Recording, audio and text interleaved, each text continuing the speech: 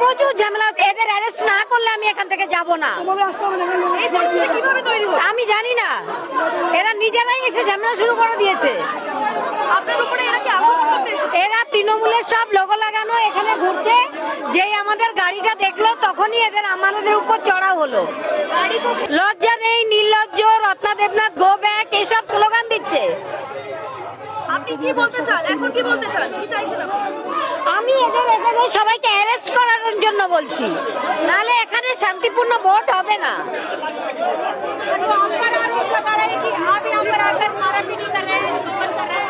বুঝতে পারছি না আপনার উপরে এই আরোপ লাগানো হয়েছে যে আপনি এখানে এসে প্রথমে এই বিশৃঙ্খলা সৃষ্টি করেছেন।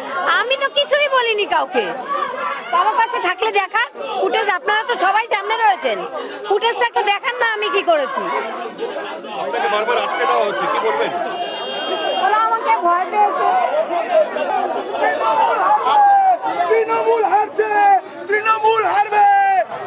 জয় শ্রীরাম, জয় জয় শ্রীরাম, জয় শ্রীরাম।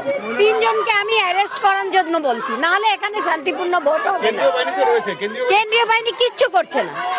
করছে না। কেন্দ্রীয় বাহিনী কিচ্ছু করছে না, কাকিমার উপর হামলা হলো, বারবার করে কাকিমার উপর হামলা। কেন কি বলবো? এই যে দাঁড়িয়ে রয়েছেন দাদারা, কিছুই করছেন না, দেখছেন এসব। মানে আপনি কি অভিযোগ করছেন? কাউন্সিলরের হাতের বাইরে চলে গেছে এলাকার মদ মাতালরা, মদ খেয়ে ভোটের সময়